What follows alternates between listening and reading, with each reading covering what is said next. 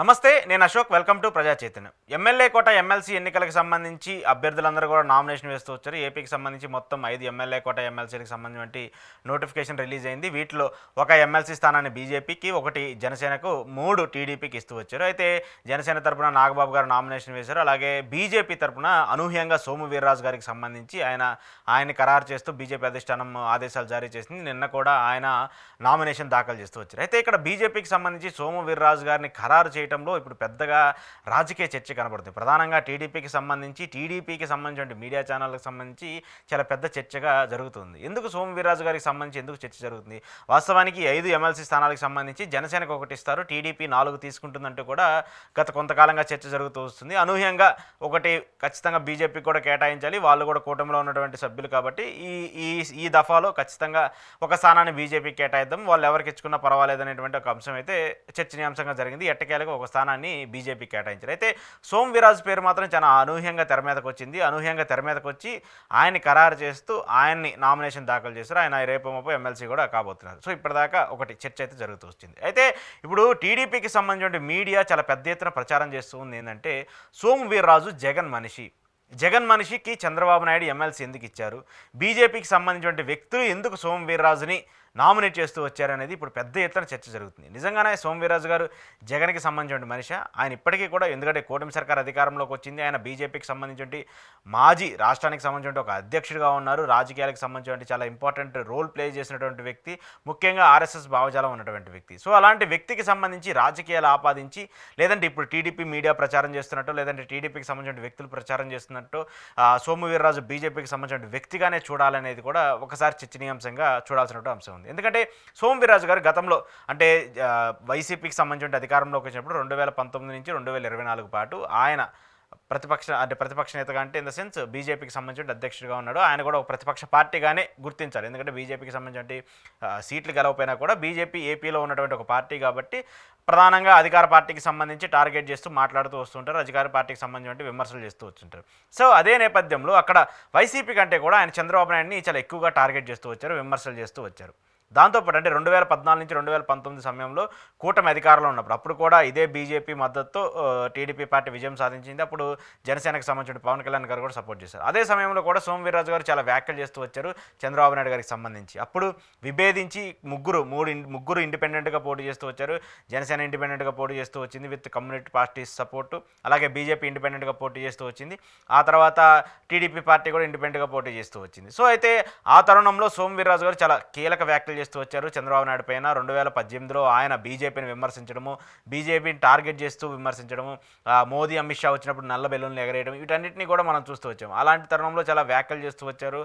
ఆ తర్వాత ఆయనకి రాష్ట్ర అధ్యక్షుడిగా పదవి ఇచ్చినప్పుడు కూడా, రాధ్యక్షుడిగా ఆయనకి బాధ్యతలు చేపట్టినప్పుడు కూడా వైసీపీ కంటే కూడా టీడీపీని కొంచెం ఎక్కువగానే ఆయన విమర్శిస్తూ వచ్చారు. ప్రధానంగా చంద్రబాబు నాయుడిని, చంద్రబాబు రాజకీయ శైలిని వ్యతిరేకించే భావం ఉన్నటువంటి వ్యక్తి సోము వీర్రాజు గారు. అది రాజకీయంగా మనం చూస్తూ వచ్చాము, ఆయన అంశాన్ని కూడా చూస్తూ వచ్చాము. కానీ జగన్మోహన్ రెడ్డి విమర్శించకపోవడం పైన ఇప్పుడు వీళ్ళందరూ బాధపడుతూ ఉన్నారు. జగన్మోహన్ రెడ్డి తిట్టకపోవడం పైన ఇప్పుడు టీడీపీకి సంబంధించిన వ్యక్తులందరూ కూడా బాధపడుతున్నారు. ఎందుకు బాధపడుతున్నారంటే, జగన్మోహన్ రెడ్డికి సంబంధించిన పాలసీల మీద కొన్ని ఆయన పొగుడుతూ వచ్చారు. ప్రధానంగా ఎన్నికలకు సంబంధించి, అంటే ఇటీవల మొన్న జరిగినటువంటి 2024 ఎన్నికలకు సంబంధించి 3 పార్టీల పొత్తును వ్యతిరేకించినటువంటి వ్యక్తి సోము వీర్రాజు గారు. పొత్తు కరెక్ట్ కాదు, ఒకవేళ పొత్తులోకి వెళ్తే టీడీపీని నమ్మే పరిస్థితి ఉండదు, టీడీపీకి కూడా గతంలో చాలాసార్లు మనం విమర్శలు చేసింది, అలాంటి వ్యక్తితో మళ్ళీ పొత్తు పెట్టుకోవడం సరైన పద్ధతి కాదు అంటూ కూడా ఆయన మాట్లాడుతూ వచ్చారు. అదే సమయంలో ఆయన పొత్తు వద్దంటున్నాడు కాబట్టి వైసీపీని గెలిపించడం కోసం ఆయన మాట్లాడుతూ వస్తున్నారు, వైసీపీకి సంబంధించిన వ్యక్తి కాబట్టి ఆయన మాట్లాడుతూ వస్తున్నారంటూ కూడా అప్పుడున్నటువంటి వ్యక్తులు, అంటే టీడీపీకి సంబంధించిన వ్యక్తులందరూ కూడా మాట్లాడుతూ వస్తున్నారు. సో ఎట్టకేలకు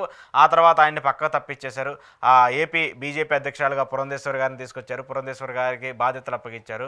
ఆ పురంధేశ్వరి గారి బాధ్యతలు అప్పచెప్పిన తర్వాత 3 పార్టీలు కూటమి కలిసిన తర్వాత విజయం సాధించారు. అలాంటి టైంలో కూడా సోము వీర్రాజుకు సంబంధించి చాలా పెద్ద ఎత్తున ప్రస్తావన జరిగినటువంటి అంశం ఏంటంటే, ఎన్నికలకు సంబంధించిన సీట్ల కేటాయింపులో సోము వీర్రాజుకి ఒక సీటు ఇవ్వాలని ఆయన ఏదో విశాఖ నుంచో, లేదంటే విజయనగరం నుంచో, లేదంటే మరొక ప్రాంతం నుంచో పోటీ చేయాలని చెప్పేసి ప్రయత్నించారు. ఎక్కడ కూడా ఆ సమయంలో ఆయనకి సీట్ అయితే ఎలకేట్ చేస్తూ జరగలేదు. కూటమిలో ఉన్నటువంటి సీట్ల పంపకంలో బీజేపీకి 10 స్థానాలు ఇచ్చారు. సో దాంట్లో కొంత ఇబ్బందులు జరిగినటువంటి నేపథ్యంలో కొత్త వాళ్ళకి రావడము, లేదంటే టీడీపీ నుంచి వెళ్ళినటువంటి వ్యక్తులకి ఇవ్వడము, ఇలాంటి అంశాలన్నీ కూడా జరుగుతొచ్చాయి. ఆ సమయంలో కూడా కొంత ఆయన అసహనం వ్యక్తం చేస్తూ వచ్చారు. నాకు సీటు రాకుండా అడ్డుకుంది, నాకు సీటు రాకుండా ఆపింది చంద్రబాబు అంటూ కూడా ఆయన కావచ్చు, ఆయనకి సంబంధించిన వర్గీయులు కావచ్చు, టీడీపీ మీద కొంత అసంతృప్తి జ్వాలను రేకెత్తించే పరిస్థితి కూడా ఉంది. అలాంటి నేపథ్యంలో ఆయన బీజేపీకి సంబంధించిన కూటమి అధికారంలోకి రావాలని ఆయన ప్రచారం చేయకపోయినప్పటికీ కూడా చంద్రబాబు నాయుడు రాకూడదు అనేటువంటి వ్యాఖ్యలు కూడా ఆయన మాట్లాడుతూ వచ్చారు. సో ఇవన్నీ చూసినప్పుడు ఆయన చంద్రబాబును దింపాలని చూశాడు కాబట్టి జగన్మోహన్ రెడ్డికి సపోర్ట్గా మాట్లాడారు, జగన్మోహన్ రెడ్డి సంబంధించిన వ్యక్తిగా ఉన్నారని చెప్పేసి చాలా పెద్ద ఎత్తున వ్యాఖ్యలు జరుగుతూ వచ్చాయి. సో ఇప్పుడు కూటమికి సంబంధించి ఎమ్మెల్యే కోట ఎమ్మెల్సీ స్థానాలకు సంబంధించి సోము వీర్రాజు గారిని నామినేట్ చేశారు కాబట్టి, సోము వీర్రాజు గారు ఎమ్మెల్సీ పోస్ట్కి ఆయన వేశారు కాబట్టి, నామినేషన్ వేశారు కాబట్టి, అది చంద్రబాబు కాబట్టి, అంటే చంద్రబాబు చాలా గొప్ప మనసు, చంద్రబాబు శత్రువునైనా ప్రేమిస్తారు, చంద్రబాబు గతంలో సోము వీర్రాజు గారు అన్ని వ్యాఖ్యలు చేసినా, అన్ని వ్యతిరేకంగా మాట్లాడినా, ప్రభుత్వానికి సంబంధించిన విమర్శలు చేయకపోయినా కూడా ఆయనకి చంద్రబాబు నాయుడు గారు పెద్ద మనసుతో సీట్ ఇచ్చారని చెప్పేసి చెప్తూ వస్తున్నారు. ఒక విధంగా చెప్పాలంటే ఇక్కడ కూటమికి సంబంధించి ఒక స్థానాన్ని బీజేపీకి ఇచ్చారు. ఆ బీజేపీ హైకమాండ్కి బీజేపీ అధిష్టానం డిసైడ్ చేస్తుంది. ఇక్కడ చంద్రబాబు నాయుడు గారు కదా డిసైడ్ చేయాల్సింది. వాళ్ళు ఎవరికి ఇవ్వాలో వాళ్ళు డిసైడ్ చేస్తారు. రాష్ట్ర అధ్యక్షుడిగా ఉన్నా, లేదంటే సీట్ల కేటాయింపుకి సంబంధించి ఉన్నా కూడా వాళ్ళకి ఎవరికి ఇవ్వాలనేది వాళ్ళ ప్రయారిటీ, వాళ్ళ ఫ్యాక్టర్. సో అలాంటి నేపథ్యంలో సోము వీర్రాజుని డిసైడ్ చేసింది బీజేపీ పార్టీ, కానీ ఇక్కడ టీడీపీ చంద్రబాబు నాయుడు గారు కాదు కదా. టీడీపీకి సంబంధించిన మీడియా చేస్తున్నటువంటి వ్యాఖ్యలు చూసుకుంటే ఇక్కడ డిసైడ్ చేసింది చంద్రబాబు నాయుడు గారు కాదు, ఇక్కడ డిసైడ్ చేసింది బీజేపీ పార్టీ. బీజేపీ పార్టీ కూటమిలో మీరున్నారు, బీజేపీకి సంబంధించిన కూటమిలో మీరు కూడా ఒక పార్టీ, వాళ్ళు కూడా ఒక పార్టీ. వాళ్ళ పార్టీకి సంబంధించి ఉన్నటువంటి 5 స్థానాల్లో ఒక స్థానం వాళ్ళకి వెళ్ళింది, వాళ్ళు అభ్యర్థిగా సోము వీర్రాజు గారు ఉన్నారు. దానికి జగన్కి లింక్ ఏంటనేది ఇప్పుడు పెద్ద చర్చగా మారుతుంది. ఒకవేళ ఇది టీడీపీకి సంబంధించిన నేతల్లో ఉందో లేదో తెలియదు, కానీ టీడీపీకి సంబంధించిన మీడియాలో మాత్రం ఈ భావన ఉంది, సోము వీర్రాజు జగన్ మనిషి, జగన్ కోసం ఆయన మాట్లాడతారు, జగన్ కోసం ఆయన పనిచేస్తున్నారు. సో నిజంగానే జగన్ మనిషి అయితే మరి బీజేపీ అధిష్టానం ఎందుకు సోము వీర్రాజుకి ఎమ్మెల్సీ సీటు కేటాయిస్తుంది? అంటే బీజేపీ ఇంకా కూడా జగన్మోహన్ రెడ్డిని కావాలనుకుంటుందా? కావాలనుకుంటుంటేనే సోము వీర్రాజుకి సీట్ ఇచ్చిందా? ఈ చర్చ కూడా జరుగుతుంది కదా. ఇప్పుడు మీరు ఆ వ్యాఖ్యలు చేసినప్పుడు ఖచ్చితంగా బీజేపీకి ఇంకా వైసీపీతో మంచి లైజనింగ్ ఉంది, వైసీపీతో మంచి సంబంధాలు ఉన్నాయని చెప్పేసి మీరే ఒప్పుకుంటున్నట్టు అర్థమైపోతుంది. మీరే ఆ అంశాలను మళ్ళీ తెర మీద తీసుకొని వస్తున్నట్టు కనిపిస్తూ ఉంది.